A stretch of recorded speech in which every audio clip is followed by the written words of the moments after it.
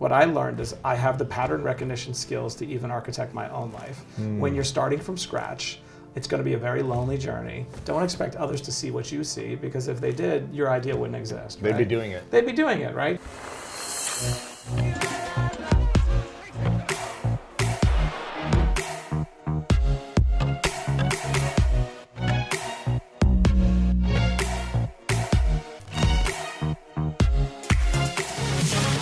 Welcome back, everyone, to the School of Greatness podcast. We've got the legendary Matt Higgins in the house. My man. How you doing? Good to see you. Good to connect. We connected like 10 years ago, but I interviewed you 8 years ago in 2009 or 2010. And you were showing me the video a couple weeks ago. I hate that video because I'm a good 50 pounds heavier. You look lean, man. Right, but that's not the only time I had been 50 pounds heavier. You know, there's multiple before and afters. Yeah. So when I saw that photo, I was slightly horrified. You look great right now. Oh, thank you, thank you. That was fun. That was back when you were the head executive at the Jets, when you were looking to kind of build that brand up, and I had interviewed you about sports business and what it was like for your career and all these different things you'd overcome then. But in the last 8 years, you've taken a shift. So can you share with us now what you're a part of and your main business now? Yeah, I mean, I'm simply put, I'm a business builder. I always had the desire to be an entrepreneur, and it was burrowed deep in my brain at 2 o'clock in the morning, and I had all these ideas that I wanted the freedom to execute. And like everybody, there's a moment in time when you just say, if I don't make this transition right now, I'm never going to do it. I had that great office at the New York Jets. It was a great office. Yeah. You were like the VP or something? I was like the EVP. EVP. Yes. Big deal. Exactly. I had an E in front of it. So I was running the business of the team. I had the coolest job, a big office on the 50-yard line. On the field, I think the video is like the field behind you. Right, a little button I could push and the windows would drop and they'd come out. So, yeah, it was Batman type stuff. But I used to always say I had everyone's dream job but mine. And I loved the job, but I knew that I had one more chapter. And if you stay too long, you get comfortable. And I made the transition to partner up with Steve Ross to create RSC Ventures. So my day job is just backing companies and entrepreneurs who are looking to go to the next level and they're missing something, simply put. Yeah, a lot of times it's capital, but it's not just capital. It's conviction. Strategy, it's belief. Yeah, it's belief in themselves, it's belief in that I can do it. It's maybe being de-risked, even psychologically or financially. If I've got someone backing me, then I can like take the risks I really want. Exactly. Like created a PR firm with my partner Jesse Darris, but he was pretty young at the time, and I knew he had what it would take to be successful.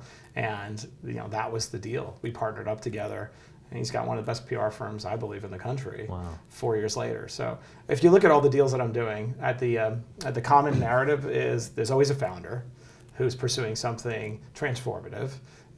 He or she is special, and they're missing something to go the distance. And that's why a lot of our deals have a real estate component, because my partner's a massive real estate developer. Really? Yeah. In terms of what? If it's a physical product? Well, look at restaurants. I'm doing a lot of fast casual deals in the last couple of years. My partner is Steve Ross is the largest developer in the country. Really? Yep. And if you look at a fast casual concept that has maybe 10 units or 20 units, and everyone's got their favorite emerging concept, Bluestone Lane, Aussie coffee house, right? They live or die on real estate strategy in those early days. You make some bad real estate decisions, it's very hard to overcome it because you've spent hundreds of thousands of dollars to build out the unit in the wrong location. And then you're stuck for a 5-year lease or something. It's a 5-year lease. No one will give you money because now they judge your concept because you screwed up your real estate strategy, and you say, well, but I'm in the wrong spot. So that's a strategic advantage. That's smart. Yeah. So most people don't even think about that. Right. Exactly. So if you look at my portfolio, sports and entertainment, media marketing, food and lifestyle, technology, there's always a connecting dots component to it.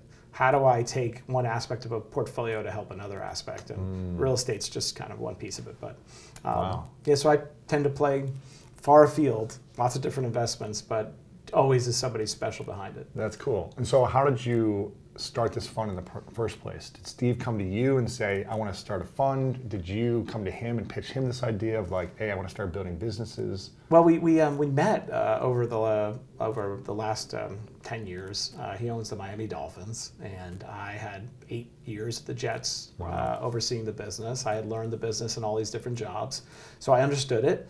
And for me, it always made sense if you have a sports team to try to put money to work around it. Like you see a lot of exposure exposure to interesting ideas. You have an ability to make sure those ideas get front and center and potentially reach millions of people. It just made sense to try to connect the dots. And Steve's entire career has been about connecting the dots. He's probably one of the biggest under the radar entrepreneurs in the world. Not just a developer, much more than that. And so we had a similar outlook on life.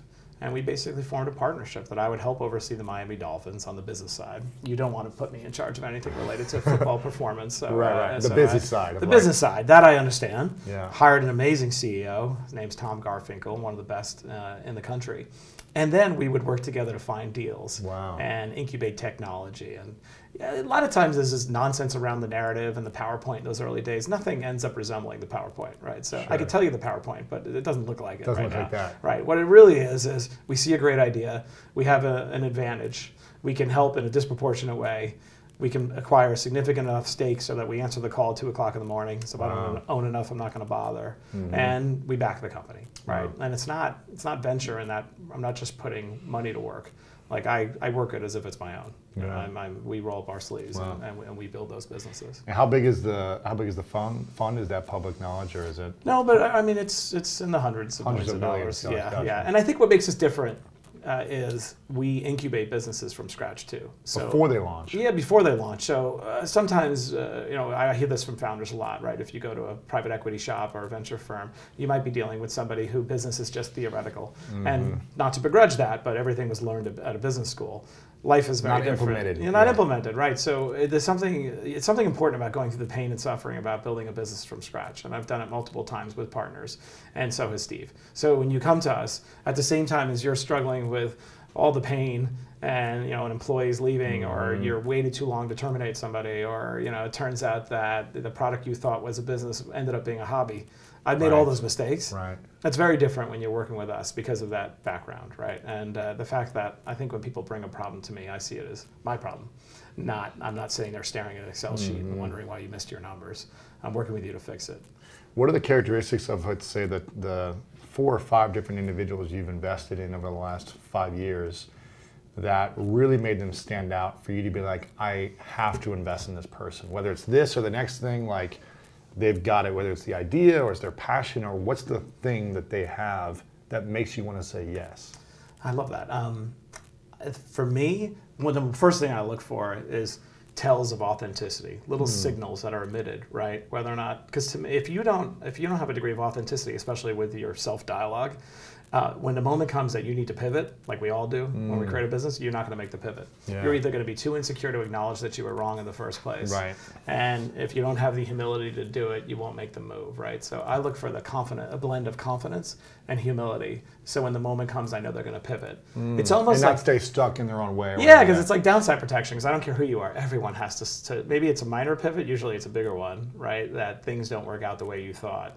It turns out you're not as great of a leader, and that you need to have a COO underneath you, which is a pretty common fact pattern, right? If you don't have confidence and humility, you're going to be embarrassed by that need, and you're going to wait too long, and your business will topple over. So it's like when you see it. I'm looking for those tells of authenticity, because that tells me that over time you're going to be willing to do that. Intellect is important. Intelligence is important, right? Like, are you intellectually curious? Are you going to be constantly looking to figure out what's wrong with my business and how do I make it better? I'd say those are the biggest ones. And then, is it a scalable idea? One of the mistakes I've made constantly in my early years doing this, especially in the last 6 years, is I'll see an opportunity. It looks like a business. I won't ask myself the hard questions about how big can it really be. And it turns out it was just a feature. So I got enamored with my own creativity and my novelty. And there's a big difference between whether you can do something and whether you should do something. You can do lots of things. You can do lots of things, and you're also so incredibly clever, and then you can become enamored with your own brilliance. Yeah. And you can waste 3 years of your life, and it was like that was just a feature of somebody else's business. Yeah, or it's the wrong, I could sell toothbrushes if I wanted to because I've got an audience. Right. It doesn't mean you should. I should, right? It doesn't mean I could also come out with my own rap album, but it doesn't mean I should. Right, can you, by the way? Do you think you can? No. That was actually a very... Maybe auto-tune, are you secretly Vanilla Ice? Yeah, exactly. But No, but that's right. That's how people tend to not want to ask themselves that question, because it's a scary question to answer because you're so excited, right? You wake up in the middle of the night and say, oh, this is amazing. I can invent a new product, but you never asked yourself whether you should. Yeah. And so I learned the hard way with a couple of bad ideas that I pursued, and I'd like to not admit which ones they are, but that was an important lesson. So now, like on Shark Tank and anything else I do, I say, is this potentially a scalable business? Can this be worth more than $100 million?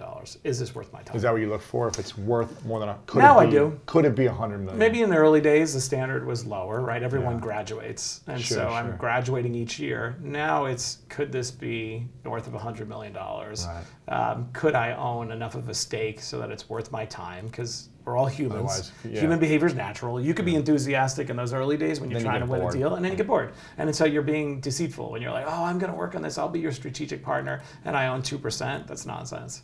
So I need to own enough of a stake that I feel like a co-founder, so that I'm going to put the time and energy in, because I know myself, right? And I know that I got other things competing for my time. How many deals do you guys invest in a year or in the last few years? Are you allowed to share that? I'm allowed to share it. I'd have to calculate it. Roughly, I don't know. Is it 10 a year? Is it 3 a year? Is it? I think lately we are going deeper into the deals we have, right? My partner is very disciplined about this. When you have something that's great and you know why it's great or why it could be great, don't be a bottom feeder. Don't sell early. You know, don't be a grasshopper. He always says that. Don't jump from one thing to another.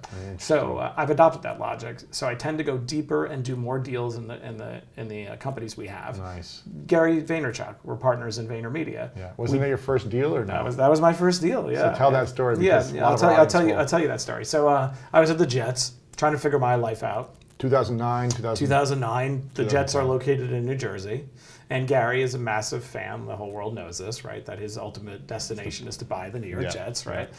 Which I believe he probably will pull off. And my team was convinced that he would buy a suite, which I was not convinced that he's going to buy a suite at all. No matter how big of a fan. No matter how big, right? But sometimes you have to support your sales team. So they're like, just go see him at his wine library in Springfield, New Jersey. Yeah, so we met at a bagel shop. I was like, what am I doing? But okay. So I sat down with him.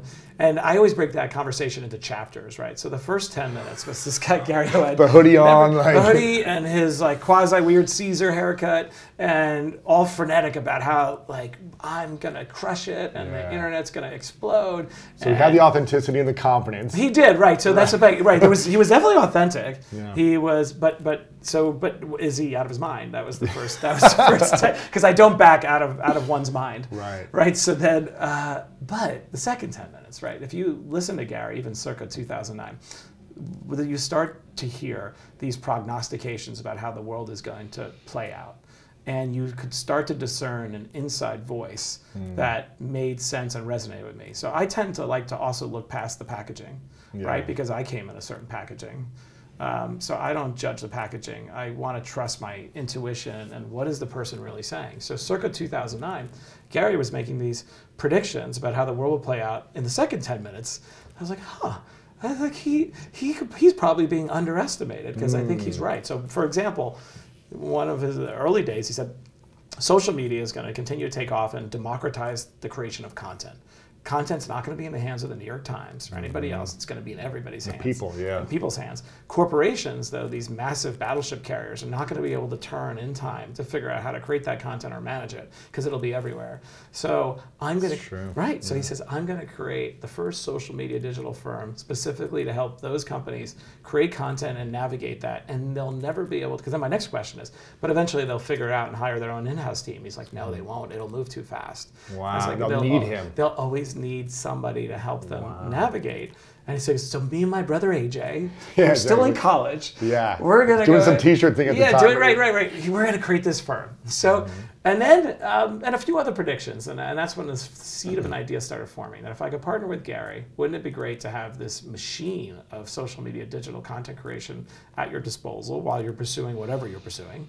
And also, if I could back him, we could put real money to work on some of the ideas he had seen. He's early in Uber, he's in Facebook. He was in a lot. I was like, well, why aren't you writing larger checks? Because he wasn't being backed, because he was this frenetic guy sitting in a bagel store and did not have the packaging at that time. So that was my first big deal. At the moment, basically gave him 4 Jets tickets so that he could take a player at the time who probably wouldn't have the profile didn't necessarily deserve to have the profile based on the position, and can you make them Twitter famous? And I remember we had a dinner in Summit, New Jersey with Gary Rhodes, the safety, and Gary went to work doing what Gary does, elevating his profile and showing me what he could do. Wow. That was my first. And you saw it happen in like weeks, probably. Like. That was, I mean, so I credit Gary a lot. That was probably my first deal in business in this new iteration or current chapter of my life, because it told me a few things. It doesn't matter what anybody says. I don't need anybody to agree. And at the time, nobody else did agree about what Gary would be. Yeah. I know it. Right, so my pattern recognition skills tell me that I'm right. Wow. And it doesn't matter if the whole world is assembled on the other side of you.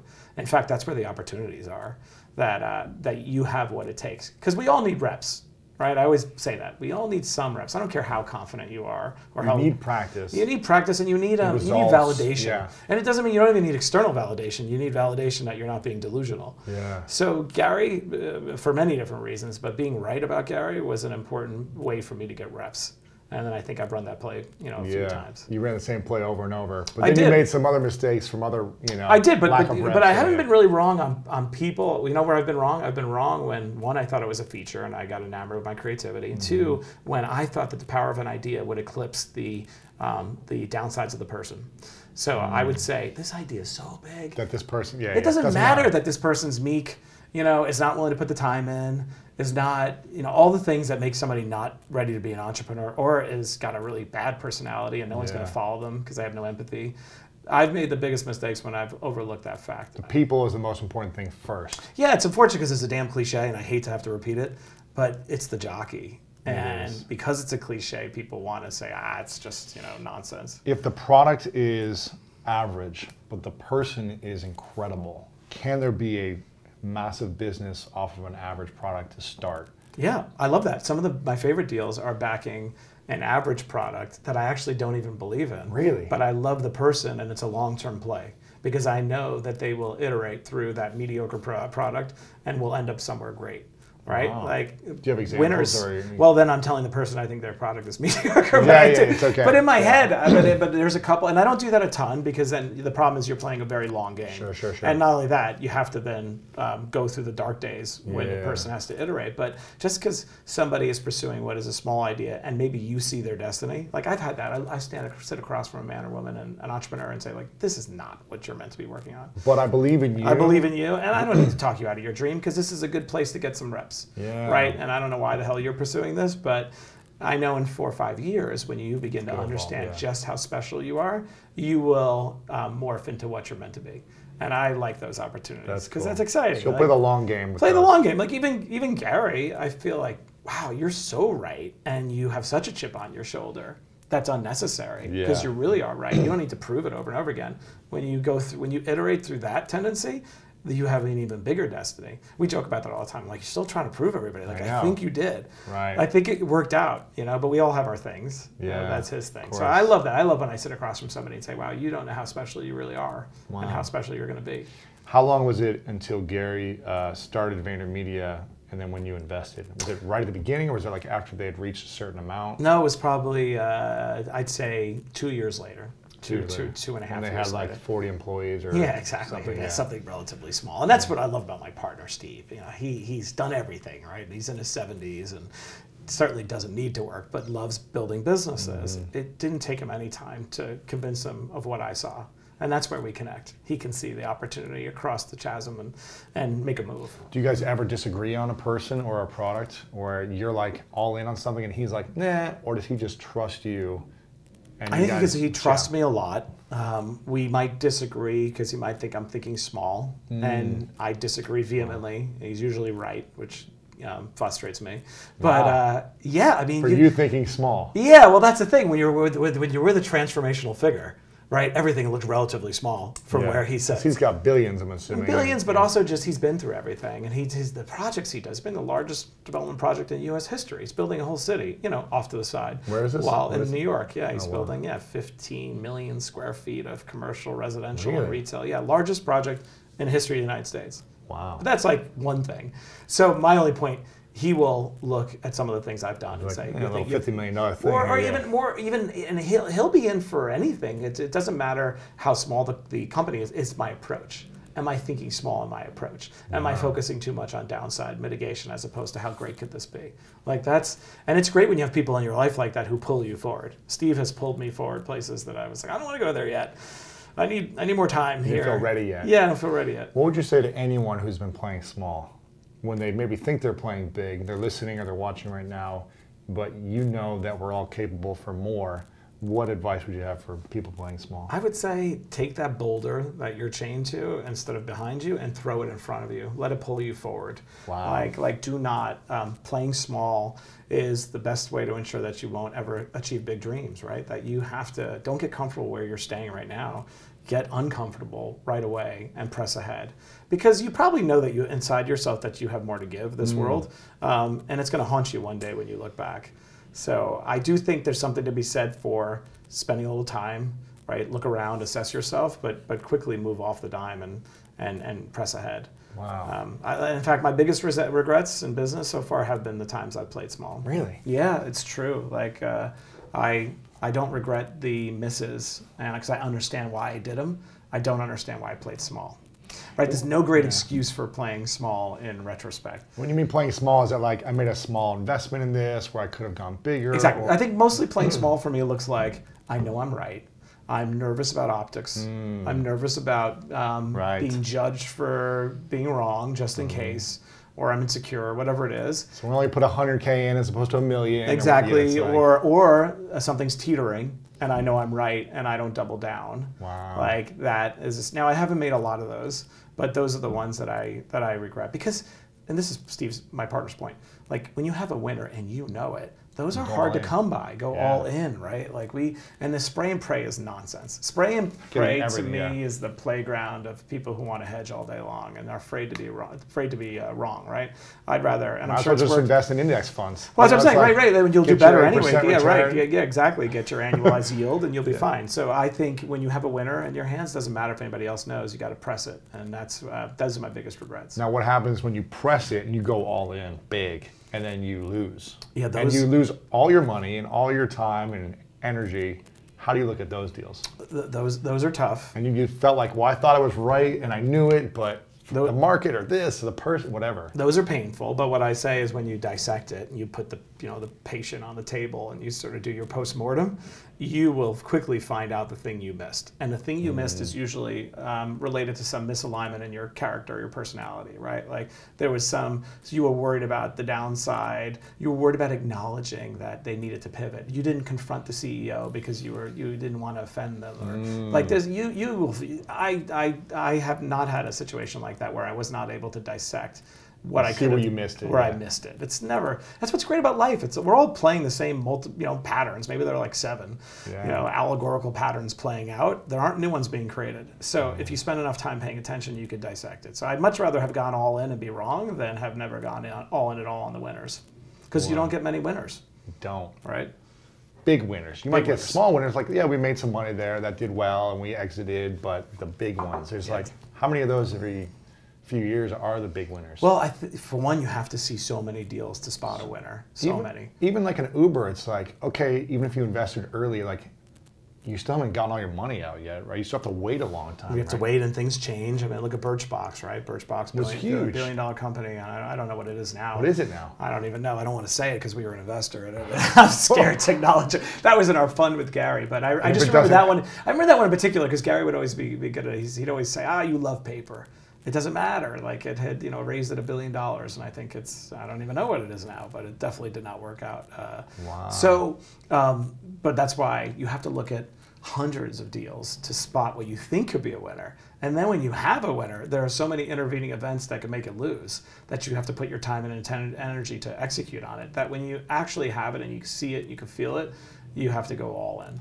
And there's very few that don't take many, many years to grow and make a lot of money. There's very few of those winners that exit in general. Yep. You've got, and that's going to take a lot of your time and energy, so you've got to be patient with the winners too. That's the other thing. Everything in life takes 5 years, right? Like, has there been any investment where you're like, 2 years later, we just made like $40 million? No. I mean, maybe I'm looking at the wrong things. Right, Although right. I tend to like brick and mortar elements to it. I like the hard stuff because although the journey is more difficult, when you're there, harder to dislodge you, right? And I like the restaurant space with fast casual restaurants just because there's so much hard work that goes into it. A lot of hard work. Like right now, we're Bluestone Lane is a big investment of ours, and I think there's an opportunity to displace Starbucks. Now, what I'm saying is conventional wisdom, but maybe a year ago it wasn't. That people are accustomed to paying for a premium experience in a coffee environment and paying $4 for their drink. But when you have more units than McDonald's, that doesn't feel premium or boutique, right? So I think there is a great opportunity to create the next, not necessarily Starbucks per se, but the scaled premium boutique experience.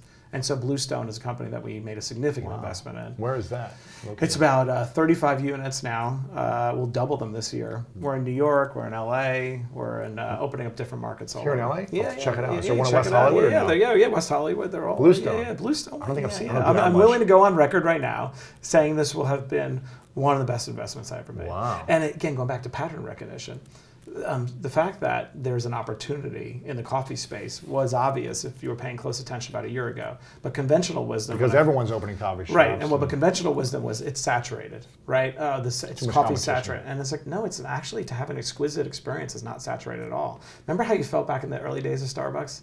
And again, I'm not hating on them. I love Starbucks and I love what they've obviously done. But you remember that feeling?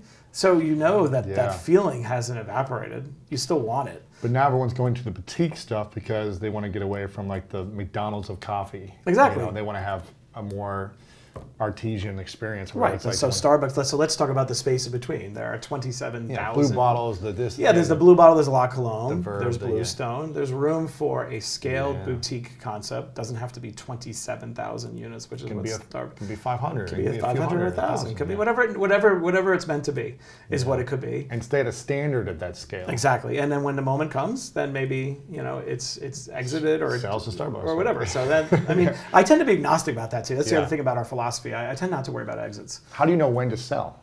Well, we tend to take 20, 30% positions. The founders tend to control the exit. Our philosophy is that the exit should be an inevitable byproduct of your success, and we don't have an opinion on it. I'd rather stay with somebody for 20 years who's got a great idea and a great business. Because you're getting returns too, right? Getting returns, but also back to the conversation I always have with my partner. Like, it's hard to find a winner. And when you have something that works, don't be a grasshopper. Stay with it. So one of the problems with traditional PE is they have to have IRR thresholds, and they need to exit within 5 private equity. Sorry. That they have. Thank you. I do that all the time. I did it on Shark Tank too. Like, can you not be so cerebral? Like, this is TV. So private equity shops is that you have to have an exit naturally, which makes total sense. But because this is a private firm, we tend to let it ride. And I love that because then I'm not looking like, when are we going to exit? We need to exit. That's not very gratifying. No. I'd rather take on the world and just keep building and building and building and building. So now I might be sitting here in 20 years and we haven't sold anything, and then But you still get returns every year, right? You get paid out dividends. Yeah, of course. Yeah, but a lot of what we're doing is growth. I mean, we don't put it back into it. Yeah. Well, we don't play. I like to play at the inflection point where an idea has been validated through some type of traction, which is different in every place. So drone racing, I was the first investor in drone racing. So one would argue there's no traction. Well, the YouTube videos in Australia in a park of people playing Tron with drones, circa 2015. Was a form of early traction because organically people were playing with drones, right? In a restaurant, fast casual space, it's 20 units that are performing well, or 10 units, right? So I look for early traction, but then we go all in and we're patient. So those early days, it's not like you're getting a quick hit. None of our stuff is like a flip. Wow. And how did you get started in the first place? Because didn't you not graduate high school and then you got GED to go to college? Didn't you do that? Yeah, Did you grow up in New York? Go back to the beginning. Yeah. Did you grow up in New York? I did. I grew up in Bayside, Queens. Okay. And my mother was a single mother, taking care of our. I have 3 brothers, rotten brothers. We were all miserable kids growing up on the streets of Queens, and she was always my inspiration from an early age. She grew up really difficult circumstances. Didn't even have a high school diploma. Wow. So when I was around 11 years old, she went and got a GED. And then I watched her try to crawl and fight her way out of poverty. I mean, we were desperately poor. Used to take the Q27 bus to Flushing and go on the weekends and get a box of food from the church pantries, which was always told me a lot about life in its own ways. I'd feel demeaned or embarrassed. You're a little kid, and then wonder, it's interesting that people do this, and if they weren't doing this, what would be happening to my family right now? So there was just painting a picture. So embarrassing and grateful at the same time. Embarrassing and grateful. Mostly embarrassed as a kid, right? Looking back, gratitude more. But that was the nature of our struggles. And at one point, maybe I was 13 or 14, I was working. I'd been already working at McDonald's. I already had 2 jobs. I used to scrape the gum off the chairs at McDonald's. Tell your kids not to put gum on the bottom of chairs, because I was that kid who had to clean it. But it's the worst. But early on, it's probably one of the most important moments of my life and my career happened around 14, 15 years old, when I said, I have 2 choices. This situation is going to continue to get desperate. My mother had a ton of health problems. I used to say she had the trials of Job. And I could see her deteriorating. And that we weren't going to make it out of here through happenstance or luck. Right. And no one's going to save you, which as a kid I was very bitter and resentful about. Like that the government should be saving us. Yeah, like why isn't anybody stepping in? Where's my dad? Where's this? Yeah, right. Like no one had ever come to my house as a kid because I was embarrassed. We were so poor. Yeah, I was sleeping on a mattress on the floor, and I was like, why? Nobody's going to save me. Like nobody's going to come here. I used to have these conversations with my mother. Like we have to do something. And then I had this idea. She dropped out of high school, right, and not deliberately, but got her GED. And I thought if I could get a GED. Drop out of high school early, I can get to college early. Really? I can get a job that pays commensurate with a college kid, and I'm going to accelerate and run as fast as humanly possible to get us out of this situation. So I made that choice when I was 14. Dropped out of high school. But you're not allowed. But again, I wanted to be practical with my time, because even then I was like, what's the highest and best use? This is a waste. Right. So I would, so I got left back every year, just sit in the same homeroom with the truant kids and just beepers going off and all the things that you could imagine back in the day, and then got left back 2 years in a row and just waited until I turned 16, and then I made the hardest decision I've ever made, because it sounds good on paper when you draw up the play, but I'm like, am I really gonna do this? And I remember my last day of high school at Cardozo.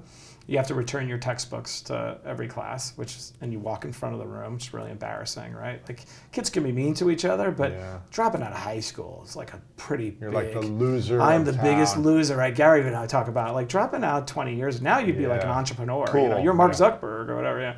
Back then, not cool. Walking in front, my science teacher at the time said, like, Higgins, what a waste. And he's like, I'll see you at McDonald's. And I remember I said, if you see it's because I own it. That was my hubris, right? And I walk out, Higgins. Then I was like, oh man, he's probably right. So I remember sitting down on the steps of Cardozo, opened up a Marlboro, smoked a butt, and thought, like, I may have just made the most radical, terrible decision of my life. But for me, I know this is the right choice. Like, that inside voice is telling me that if I don't do something to change my circumstances, like, we're not going to get out of here. Wow. And while it seems unconventional to everybody else, they don't know what I'm dealing with behind closed doors, which is something I always tell people. Like, be careful who you listen to. If they don't have visibility into your house, they don't know what's going on. So, so I dropped out and walked home and thought, okay, now you have to execute your plan. And over the next... It's a 16-year-old. This is a 16-year-old. Wow. Working at a deli on Woodhaven Boulevard, overnight. Just carry my little butterfly knife because I was worried about getting robbed or whatever. And then I went to work. I went to this GED program and thought, like, okay, well, this doesn't make sense for me. Like, I can do better. I'm not going to spend 3 months doing this. I went to Springfield Gardens High School, took my GED on standby, took my SAT the following week. Maybe 2 weeks later, I can't remember the timing, and then got admitted to Queens College a couple weeks later. Passed it all. Passed it all, yeah. And what's interesting back then, the GED, if you could score high enough, you can go to anywhere, like Harvard. And, really? Maybe Harvard's an exaggeration, but not by much. Big school. Like, you could convert your score. That is now not possible. So I I started college when I was 16 years old. Wow. And then one of the best moments of my life, so now's the juxtaposition, right? I'm sitting on the steps smoking that cigarette thinking, like, okay, and I'm dying on the inside, by the way. I'm literally dying. I'm embarrassed. I'm suffering. I'm like, I don't want to be taking care of my parent. Who wants to as a kid? And making these kind of big adult decisions. You want to be taken care of. I want to be taken care of, yeah, right? Yeah. But by the time I came, the best part is, I came back to my high school prom, you know, saw all the teachers, and I was president of the debate team at college. Like, how do you like them apples? Wow. So I always say I learned everything I ever needed to know about life during that time frame, and about business, right? What did you learn about business? Well, that idea is insane. You're actually gonna torpedo everything, and you're gonna drop out of high school, right?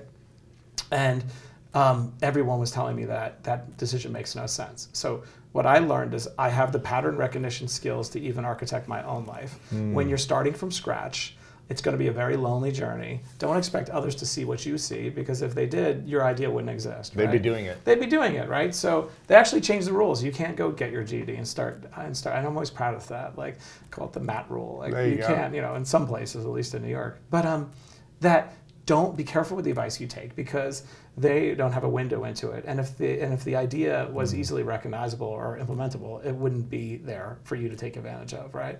And then just like do what you need to do. Like, do what you need to do to change your circumstances and what works for you. And just because it doesn't work for somebody else doesn't mean, you know, anything. And going back to reps, that gave me some incredible reps. Like, when I go through dark moments, and I've had them various times, or when I've had to transcend, I reach back to that moment. Like, all right, it doesn't get any worse than that. Yeah. You know, sleeping on a mattress and, you know, Dropping out and getting embarrassed. Yeah. So to finish the thesis, I spent the next 10 years of my life dramatically racing as fast as possible to get out of the situation I was in. I became a reporter when I was 17, won a bunch of journalism awards. I started working for the mayor of New York when I was 20. Wow. And then Press secretary, right? I became press secretary when I was 26. But it started playing out like, okay, so that one catalyst accelerated everything. Now, of course, you'll be judged forever. You know, you dropped out of high school. I have to clean that up. I went to law school at night, Fordham Law. Really? Yeah, I figure what's the best way to make sure clean that up, right? Because, you know, whether we like it or not, or it's fair, you're going to be judged forever. So, and that's not a fair indication of who I am, you know, and I make sure I don't judge anybody else, because you don't know the full story. But taking going to law school, then I graduate. I'm like, don't really want to be a lawyer. Right. That was the end of that. That was what, 4 years for you? Yeah, 4 years at night. Never took the bar exam. Really? So you graduate because you were like, this isn't what I want to do. It's not what I want to do. So why spend 6 months taking Well, that's the other thing test? people did too. This whole notion of sunk cost is a fallacy. It's one of the cognitive biases, right? There's no such thing as a sunk cost, like, and that you can make up for it by doubling down in the same area. I got the degree. I had the imprimatur of having gone to law school, but I had no desire to really be a practicing lawyer. But most people would say, well, I'm kind of committed. Right, I just spent 4 years of my life, and I thought, it'll look good on the wall. So I raised, you know, the part that did not work out. Another important lesson is during those years, 2016 to 26, my mother it just would get progressively worse, and back to nobody's going to come in and sort of save you, despite me racing and racing and Your racing. mother got worse. She got worse, and but yet I kept getting these bigger and bigger jobs. You know, by the time I was 26, I was making well over $100,000 a year, which is hard to do, you know, like coming from zero.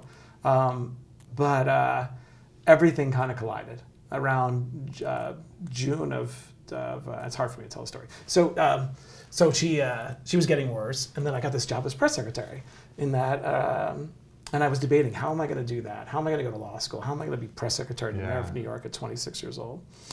And she had said, like, please don't go to work. Like, don't go in today. And I was like, we have no money in the bank account. Like, I'm about to become press secretary to the mayor of New York. Wow. The youngest person to ever hold that job. It's well over, $100,000. Like, I'll finally be able to take care of everything. Like, I have to go, So I went to work that day, and, she called me a couple hours later in the office and said, apparently when you call, an ambulance, like, you have to go. And just to put it in context, we would go to the emergency room, all the time. People when you don't have insurance, you go to the ER, and like even when you have a head cold or you do whatever, you basically sit there and that becomes your doctor. And you tend to say you have a stiff neck, so they think it's meningitis and you can get in faster. Like there was all these little hacks. But we would always spend time in the ER, and then nothing would ever happen. Yeah. Like there's no magic, cure. So all throughout law school at that time, I would spend, time at the ER, 2 a.m, read my law books, the whole bit. So when she called me that day, I was like, oh, this is just another time. But then by the time I got there, she had died. No way. So so for me, it was, And she asked you not to go on that day. yeah, Dang. yeah. But it's tough. Dang. But she called you on the way, or what did she say? She was going to the emergency room, or?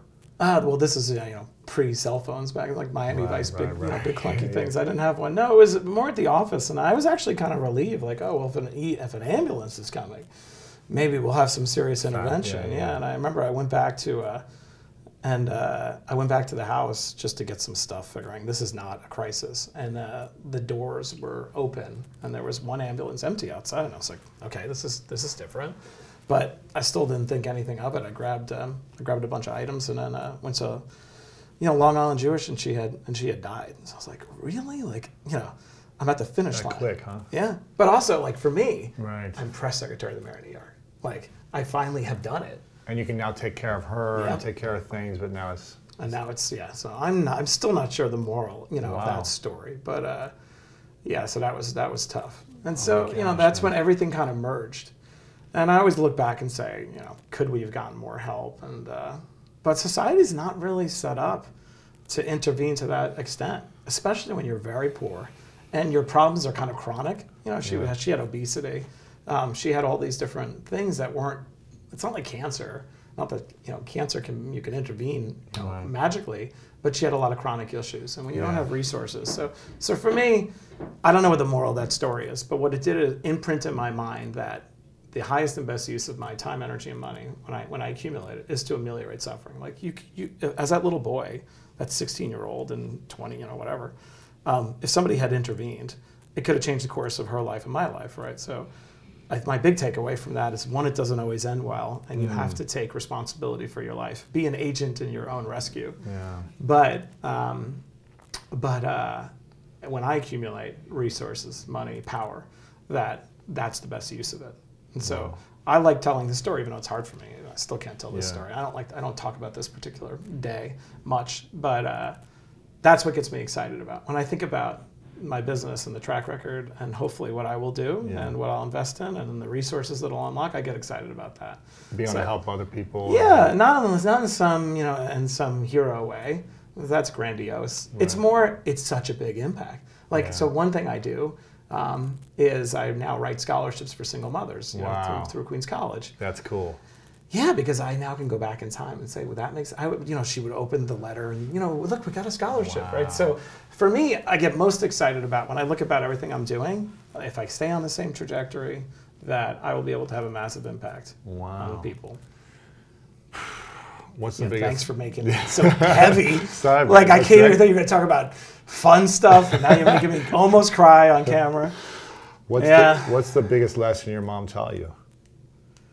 Oh, that's a really, be kind, right? Because so many people just, be kind. Yeah. Was she kind? It's just more like the impact of being kind. Yeah. Yeah. Yeah. Yeah, I can't talk. You can't make me talk about it. You have to change the topic.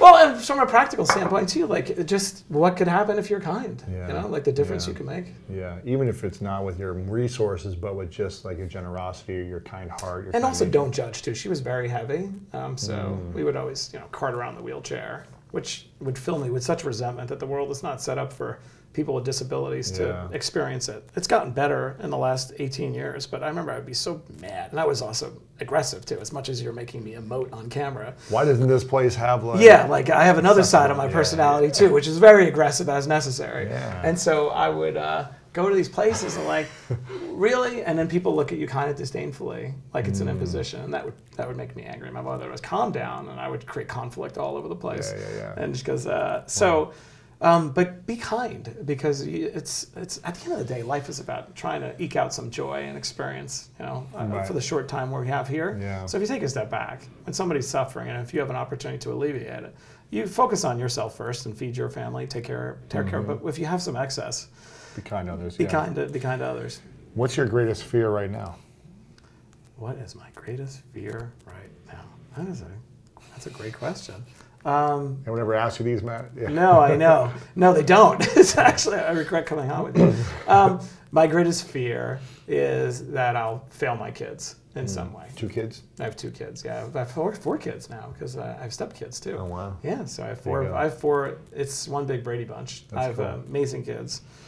Truly amazing. I know people say that, Yeah. but I really do. But that's my biggest fear because That you'll fail them? that I'll fail them. That when well, imagine you come to the end of the journey, and look at you. You have your books. You have this incredible life that you've created. You've inspired millions of people, right? If you did all that, and the people, out of all those millions, there were 2 kids, and you failed them, what would it matter that you inspired the rest? Yeah. So for me, now, because I'm thinking about it, I'm probably mostly getting it right.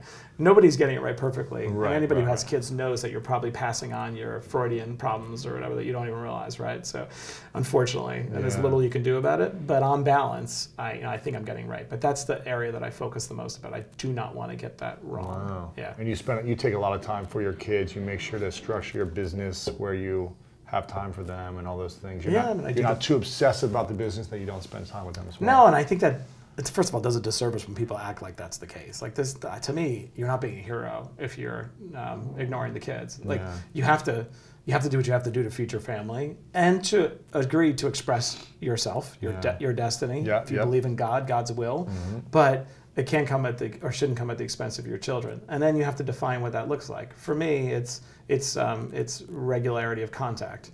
And it's the intensity of how we are to each other. And so that I do the best I can to draw boundaries around my life. I wasn't that good early on. Yeah, probably the Jets. You were probably more like heavily Jets, into like growing your career. Yeah, and they have a great mom, and I think she's played a big role in making sure that like I stick to that consistency. Because Yeah. I think when you have a high-powered job, you want the whole world to bend to what Yeah. you're doing. Yeah. You seem really important, and there's a degree of truth to that, right? Like there's only so much you can do if you're working on a deal. But I've created guardrails around their life to ensure that I'm consistent in them.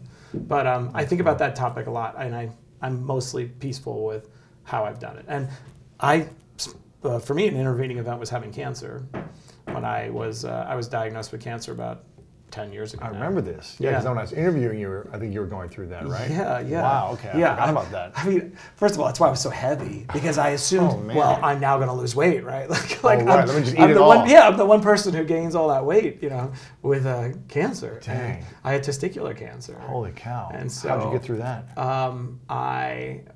Well, when I was first diagnosed, my immediate emotions were like, I can't believe I have hit this level of professional success and then my life is going to be derailed. Oh, man. That was my first emotion, actually. Very defensive, and very untrusting of the world. Now I'm going to be a lemon and no one's going to invest in me. Wow. Yeah, I had crazy emotions. I mean, I got diagnosed on a let's say a Tuesday, right? I had surgery within maybe 24 hours. Holy cow. And then I went back to work the next full day. So You're crazy. yeah, man. and It should take like a week. well, but remember, it's a very macho culture working at a sports team. Right.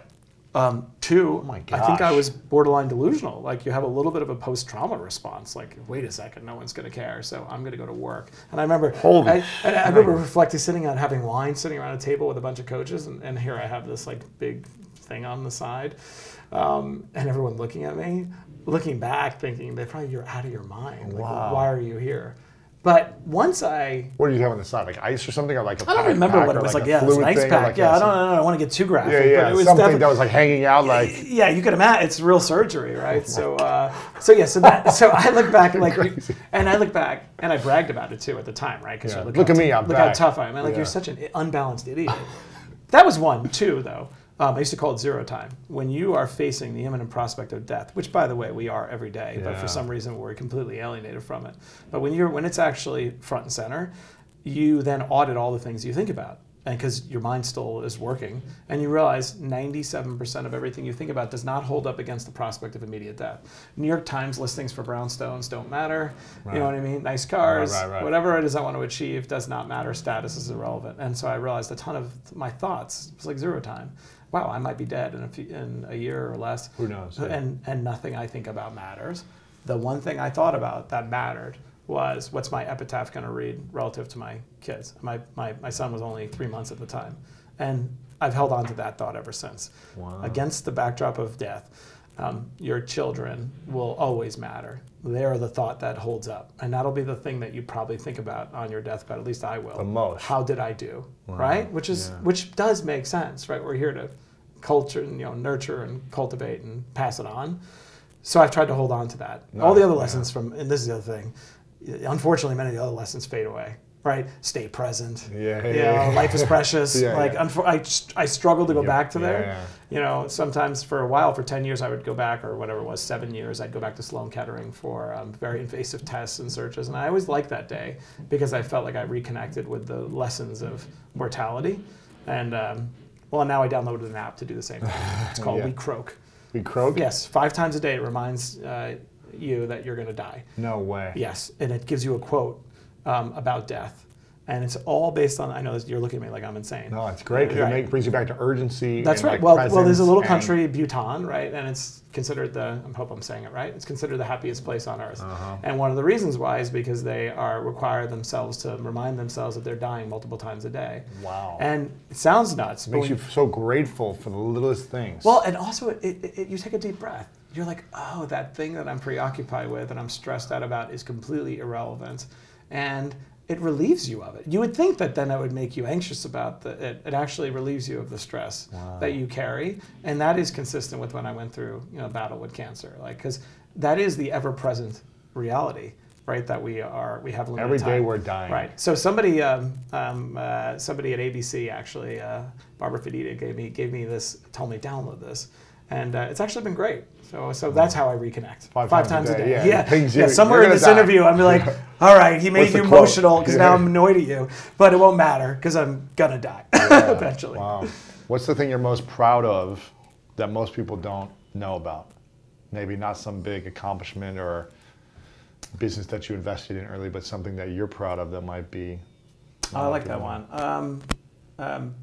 The amount of energy I put into being a good dad, because I don't think that necessarily would have played out that way.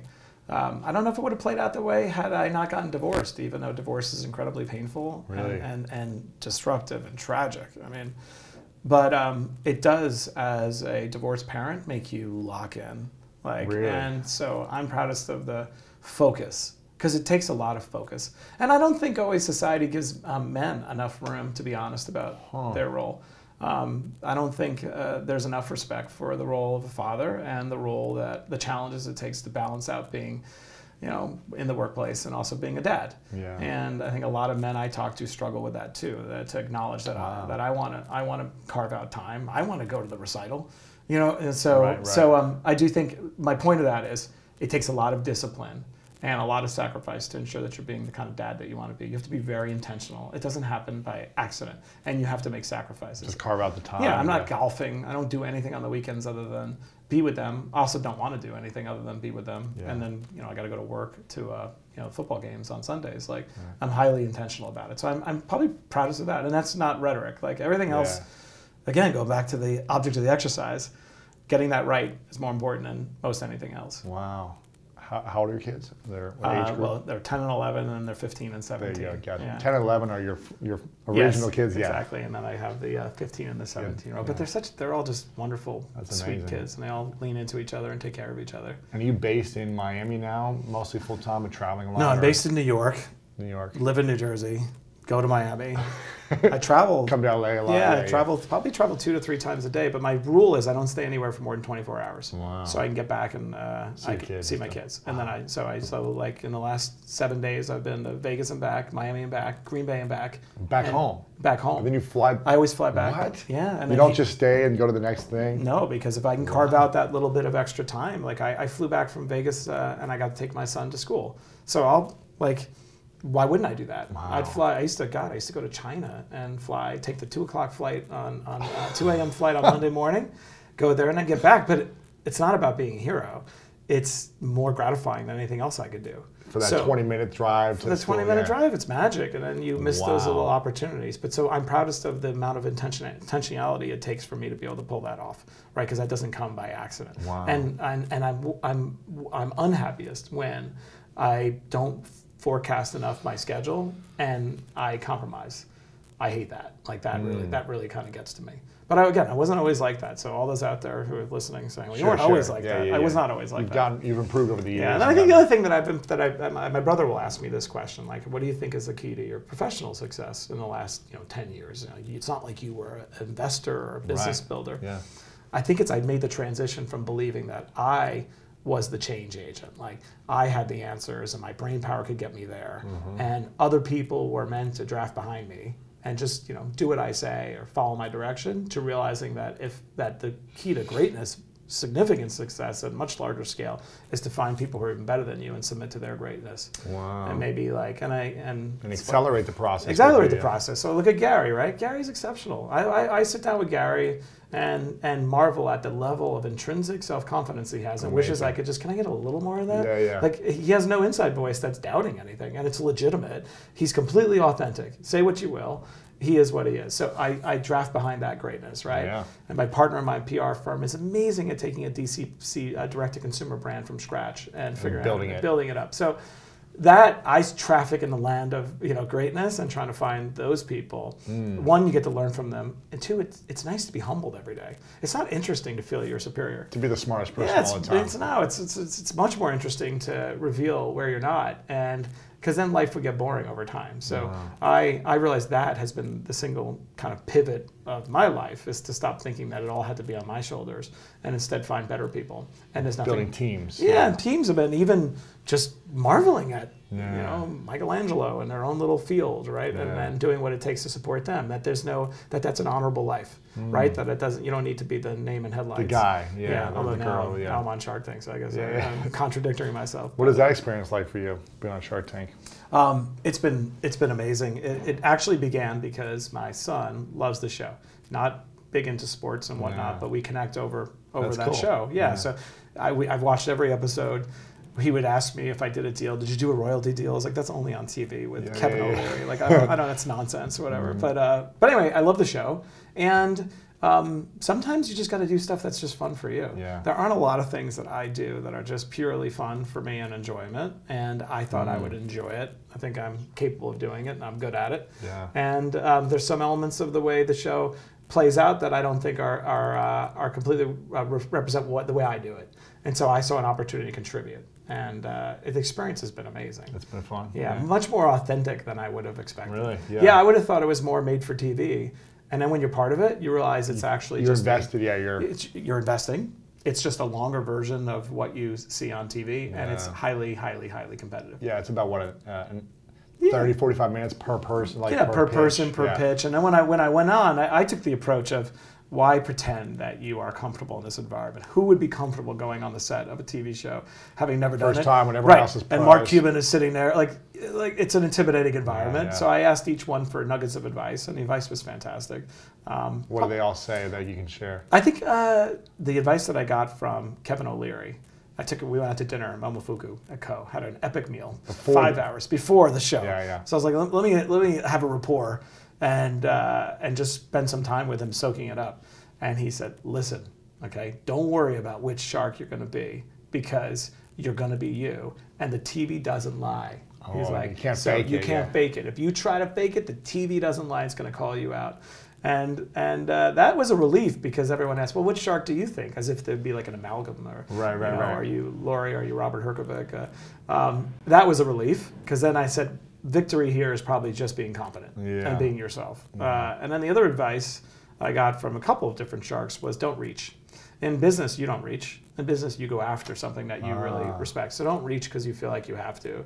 Do a deal that you want to do. And I think that was a relief, because otherwise your impulse is, I got to do a deal. I got to do a deal. I'm here. I got to do it. And of course, I definitely want to do a deal. And I did do a deal.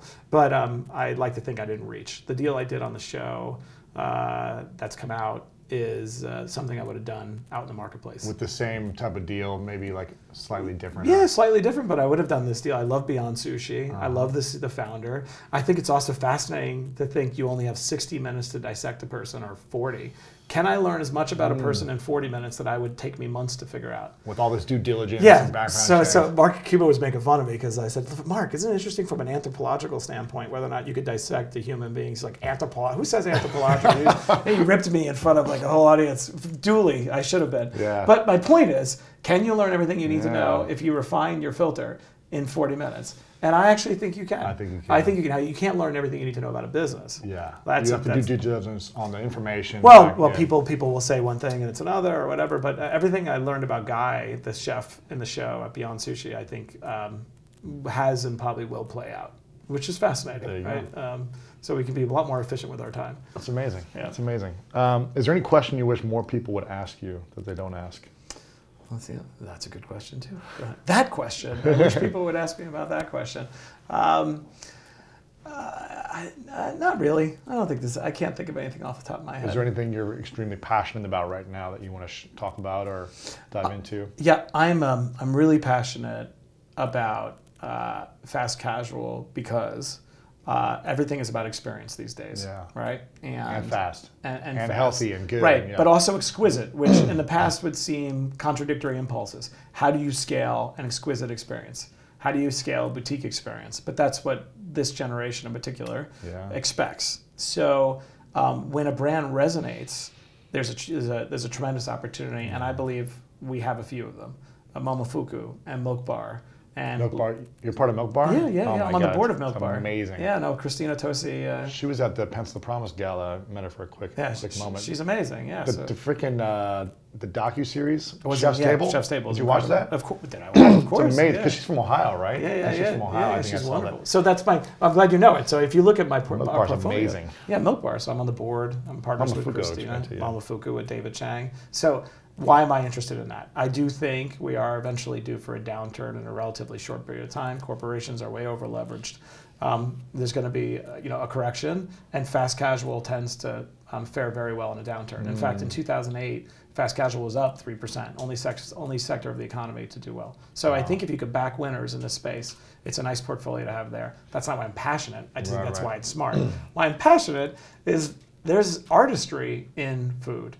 And even in fast casual, right? It's somebody who's trying to say, I want to turn this into a big business because I have ambition, but I don't want to compromise quality, but I want to scale my vision and the exceptional nature of what I'm producing. Sure. And by virtue of them being in the space, they're also an artist. Christina Tosi is an artist, She's right? Amazing, and, David is an artist. So for me, it uses all sorts of left brain, right brain things happening. It's also very aggravating. Yeah. You're opening up physical places and you're dealing with it's not. Lot. It's not. And again, Snapchat would be amazing, or maybe I should use Facebook as a better example. Sure. It's great when you hit on digital property.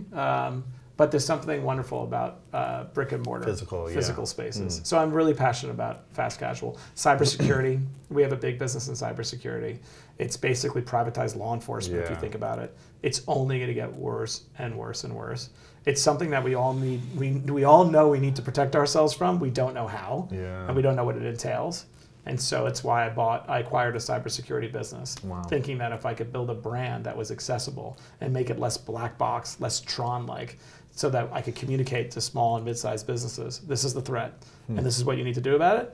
I think there's a huge opportunity, and that's something I'm spending a lot of time. It's called Scout. Scout. If you're letting me plug my I'm going to plug. Scout.com or yeah, Scout? It's just there you go. SKOUT. SKOUT. Got it. Cool. What do you wish people would ask you about? Now I'm going to interview you. I think the basics about the way we think, the way I think, and I think you kind of referenced it a little bit. It was like at one point, and then you went off somewhere else, but the thoughts you were telling yourself, the conversations you were telling yourself, I think it dictates someone's belief in themselves, which is going to dictate whether you want to invest in them or partner with them based on the conversations that I have with myself every minute of every day. Yeah. And so I like talking about that, like how I learned how to have more positive conversations. As simple and like woo-woo as that sounds, but just like the constant conversation that I have internally in the visualization of who I want to be and what I want to create in the world. What's your inside voice telling you when it's being helpful, and what does it tell you when it's being unhelpful? When it's being helpful, it's just very light and positive and empowering. It's just like, yeah, maybe it's going to be challenging what you're doing, but you're going to get through it, and you're not going to die. And I mean, it's not going to be the end of the world. Like, people may laugh at you or you may fail, but you're going to be okay. I like and your you're inside voice. Right, and it's like you're going to learn from it. And I think coaches in sports really taught me that. Like, I learned from an early age that you have to fail through all the reps. You know, when I'm out in the football field and I've never played, I'm going to drop the ball a bunch. Like, you have to fail to learn. So I learned quickly, like, that was the foundation for achievement. It's like failure, because that's where you get the most information. So I always embrace the failure, and I just remind myself, like, I'm gonna make mistakes. It's gonna be okay. It's gonna be okay. But it just keeps me pushing forward. Yep. And so that's when it's helpful. When it's not helpful, is probably when my ego gets in the way, or I think or I get too defensive. My thoughts are defensive, and they're like, they don't know me, or well, how could they actually say that about me? Yeah. And my ego gets in the way.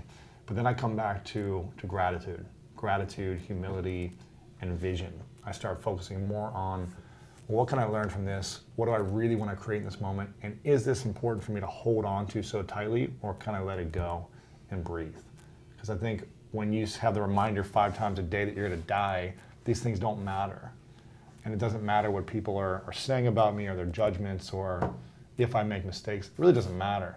What matters is the kindness I bring to other people. Oh, I like that. Like you talked about, like the kindness that I can bring every day, because that energy is what will impact the people around me in their day. If someone's struggling and I'm just generous with my smile, like, that's a good thing. That's why you asked me what question I wish people would ask more. It's really more what topic for me. And I talk to my wife about this, because I can get remarkably antisocial if it's small talk.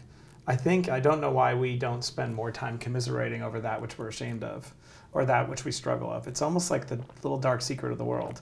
And we're way too set up to keep those things hidden. And yet it's the common struggle, right? Everyone has either the inside voice, going back to helpful and everyone has the unhelpful inside voice. And we don't provide a lot of room in society to have those conversations. Yeah. And I think it does everybody a disservice. That's why I do this show. Yeah, I love that. And I go into, like, what's your biggest struggle? What's your biggest fear? Yeah. What's, you know? I do like the Irish goodbye all the time. Like, I'll just exit and literally leave, because I can't take it. Yeah. When the conversation turns to small talk, I'm like, really, like can't we talk about what we're really dealing with? I never go to bars. I don't drink and, like, go out to those places, because I feel like if I do, I'm gonna have to get into someone's soul quickly. I'm the same people way. don't want to do that. Oh no, I'm the guy. I'm so remarkably inappropriate. Yeah. My wife will say all the time, like, you get excited when somebody is struggling, like carrying around the pain of divorce. Like, because then you could talk about real stuff. It's like there's a layer of authenticity of the universe that we never reveal in our day-to-day most of the time. And that's what most people really want to talk about. Yes. Now my wife will say to me, like, well, maybe people aren't struggling with anything. I'm like, like, perhaps. We're struggling with something, though. Struggling with something, but also, isn't it just more interesting? Wouldn't you rather commiserate? It doesn't have to be. Talk about the weather. It doesn't have to be depression, obviously. It doesn't have to be anything even that, big, so to speak. Purposeful things. Purposeful things are where I'd like to go, or again, the inside voice. Like, maybe we should all start conversations, be like, tell me about your unhelpful inside voice, so we can make my helpful one battle it out. That's good. I like that. But anyway, that's the thing I wish more, especially the more successful you have, whatever that means, however that's objectively defined, the more powerful revealing shame becomes. That's what I like to talk about, because I do think it's a lonely journey, and people like to airbrush all the messy stuff. I'd rather take off the airbrush, and show it. And what are you most ashamed of? Not ashamed of more. I guess I could be ashamed of the dropping out, and could be ashamed of lots of decisions. I mean, particularly that, and poverty. Wanting to make it look like, that I came from a perfect school, and but I don't think I'm ashamed of much. It's more of just a matter of, I want to talk about what I struggle with. Gotcha. Right? What do you struggle with the most? Well, you never feel successful. It's annoying. And you don't feel successful at your level? No. What would it take for you to feel successful? If you had $1 billion in the bank, if you owned the world? I think for me, a steady state of peace. I think success is a steady state of peace. The other stuff. How do you find a steady state of peace? I'm working on it. I think everyone has their own definition of it. For me, it's probably being present. I think the present is the biggest gift that we're given as people, right? That the only reality that is true is now and present, not the past, not the future per se, because you may not get a chance to have that future, right? So I think for me, achieving peace is about being present, about being mindful, not regretting the past and fixating on the future. Right, not being defensive like you talked about, being grateful, being connected with our mortality, being intentional, right, living an intentional life. I think the achievement of peace is much more successful than the achievement of professional success. So that's that. That's one part. But then just generally, I don't reflect upon what I got right and sit around. I really reflect on what's not going right. Gosh, we have to I'm celebrate. reflecting on the fact that you made me teary in this interview. Yeah, See, that's the. But you have to even though I'm enjoying talking to you. I appreciate you opening up. I feel like I've learned more and more from all the people I interview. I feel blessed because I get to go to school every day here. Right. That, who was I interviewing a couple weeks ago? Tiff was about celebrating your wins like every day, every week. David Goggins, who is a guy who's done like more 200-mile races and extreme, like a world record for the most pull-ups in a day, and like crazy extreme athlete. And he said he would just keep going to the next 100-mile race, or whatever the race was, and the next extreme thing, and he wouldn't even collect his medal at the end. Like he would win and he would leave. He wouldn't even like take a moment to be like, here's my medal, I'm gonna receive it, or the certificate, or whatever it is, and go to the party and just be like, we did it. Because it was never enough for him. Yeah. So we had to keep going to the next thing, to keep proving something. Did he change? Yeah, he said he started to have peace in his heart when he started to acknowledge and celebrate what he's creating like every day, every week, every milestone. And it gives him that inner peace. Yeah, I think that's, for me, it's partly about, I enjoy the act of creation and beginning to understand that that's what resonates with me. The recognition or the reflective glory of doing something is actually not the part that resonates. It's appreciating the creative process. Yeah, and so that's okay. That actually is not something I want to change anymore. Yeah. Like I'm not seeking adulation, or I'm not seeking attention. I actually enjoy the act of creation. So the fact that you have to be present to it. I do, and so if I didn't appreciate that, so taking a step back and seeing the fact that we created this PR firm and now there's 100 people who work there. Or and you started from scratch. Like that I do enjoy, but most of my mental energy does go towards what's not working. But I think it's why you're a problem solver. I'm a problem solver, and you want to go there, right? So I'm not unhappy. I mean, it's not a crisis. The balance of peace, Yes, but when I will feel ultimately truly successful is a steady state of peace, which is where I spend more of my time on thinking about now. Meditating. When I I don't know if you meditate. Of course you do, right? Yeah. So meditating is, I think, really important. Very passionate about that. Yeah, maybe if you put your energy towards the problem of finding more peace, you'd solve it quicker. But then I wouldn't be able to solve all these other problems. See, this is with the self-talk. Like, I got stuff to do. You work on it. No, I'm dividing my time. Yeah, of course. Yeah. But I love solving problems, and I love creating things. I also like to be right and early. To me, that's fun. That's amazing, right? It's fun. And it feeds the ego, too. Well, and also, good. I think you find this people who went through some form of early trauma, because you're so hyper-vigilant and you're always scanning the horizon to be safe. Always. You figure out patterns earlier, and that's the positive corollary. There's always a positive corollary, right? So I like using those pattern recognition skills to see things. And it's fun, right? But not fun in a, I'm going to get celebrated for it. No. Fun like, that's interesting. I hear you, yeah. This is fun. Okay, a couple questions for you. This one's called The Three Truths. I ask everyone at the end this question. Imagine you've created all the success you want, you've invested in the businesses, you've got the incredible family, and it's hundreds of years away, and it's your last day. We're hundreds of years away. You've lived as long as you want. Okay, not hundreds. But the app has finally come to life. Okay, the app is right. That's the day. The app is right. You're gonna die one day. That's horrifying. And it's your last day. Imagine. Okay, hypothetical. You've created everything. Okay. Any dream you have, it's manifested, and you're at peace with all your decisions. But for whatever reason, all the stuff you've created, you've got to take it with you. So no one has access to the information you've put out in the world, like your words, your writing, your videos, Shark Tank. Like, they don't have access to this interview, and it's all come with you. You've had to take it with you. But everyone's celebrating you. You get to write exactly what you want on your epitaph. Like, it's all been great. And you have an opportunity to leave behind 3 truths. 3 things you know to be true from all your experiences in life, which would be the 3 lessons you'd like to share with the world. Like, if they didn't have the information you created, but they have these final 3 lessons for the world, your kind of Bible to life, what would you say are your 3 truths? What are yours first? Can I hear you? I'll share with you afterwards. Okay. I'll share with you afterwards. Okay. What are my? So you can't deflect. I know. I was enjoying it. I was like, let me buy myself more time to think about it. Whatever's on the mind right now, obviously, this can change. I would say that be in the moment. That is the only thing that is real. That one. Number two, on your deathbed, you will ask yourself, was I a great dad? Right? And love the journey. Don't focus on the result. Those are great. Yeah. Those are great. Where can we connect with you online? Where can we support you? So thank you. Yeah. On Instagram, which is where I'm focusing Your my energy. energy, which I think most people are. Yeah. Matt Higgins, RSE. RSE, which stands for? We don't have a meeting quite. Just RSE. Raw Sports and Entertainment. All he right. doesn't love that, Yeah, so yeah. we just gave up. Okay. That's just RSEventures.com is the name of the company, and we Matt have Higgins, RSE. Matt Higgins, RSE on Instagram. That's Okay, where to cool. find me. Yeah. So we can And connect with Autism you. Speaks is my passionate cause. I just want to mention that. Autism Speaks. Yep, I'm on the board of it. I spend a lot of energy on kids on the spectrum, so I just want to make sure we talk about that. Where can people find that? Autismspeaks.org. .org. Yeah, anybody out there who is dealing with any kind of issues related to child on the spectrum or is wondering whether or not they've identified the signs, there's tons of information there. Happy to connect with me on Instagram if you need to connect with somebody, but always want to put that out there. That's cool. Autismspeaks.org, Matt Higgins, RSE.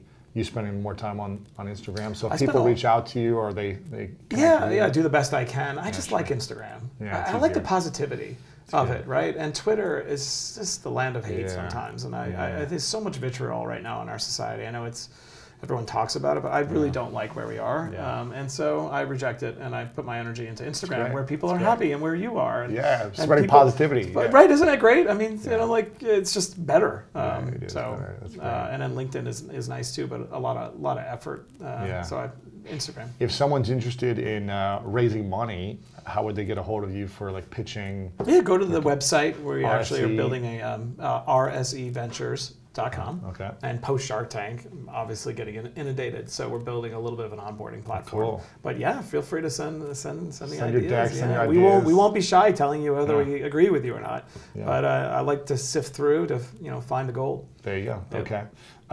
Before I ask the final question, I want to acknowledge you for a moment, Matt, for opening up and sharing these stories because I know it's not easy. So I appreciate you sharing everything from your business insights to opening up about your mom and all those challenges because you've gone through a lot, man. You've gone through a lot, and I really acknowledge you for overcoming so much and using the lessons to help people. And I love your heart for wanting to give back with the resources and power you've created.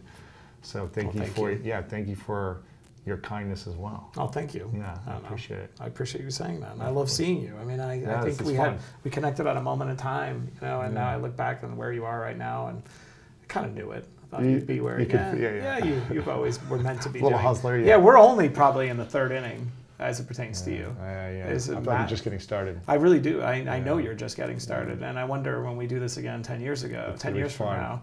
Hopefully we're both sitting here, but if not, that's okay. But I know that you have a lot more to do. Yeah, it's going to be fun. It's Okay. going to be fun. I appreciate it. The final question is what is your definition of greatness?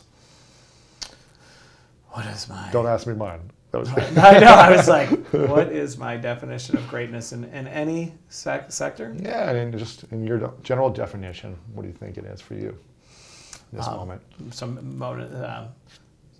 Someone who is living an intentional life, is peaceful with that intentional life, and has organized their life and their occupation around do no harm intentionally, right? Yeah. I'm very passionate about human rights, and that the greatest right that we have is to live an unfettered life to pursue your own sort of destiny. And so to me, that's a combination of peace, intentionality, and trying to do no harm as objectively defined as possible.